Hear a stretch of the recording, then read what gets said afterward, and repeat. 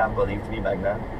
So Bogdan, looking at that aspect of it, if you've got new technologies which we know are evolving rapidly, if not quicker, how do we get into deepfakes? How prevalent is the deepfake scam now on the landscape? They're very prevalent and they are making most of the victims. I was telling you that I'm clustering scams on a one-on-one type and on a one-on-many type. One-on-one scams are those that happen in instant messaging, where you're getting approached by a stranger and they try to earn your trust, and then they will guide you towards some type of scam.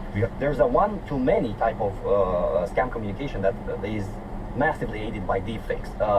Cyber criminals are building deepfakes with people that the world recognizes and trusts, like you folks, right? You are online influencers. Cyber criminals have a lot of footage with you that they can use to train algorithms, and people tend to listen to you because that's what they do with key influencers.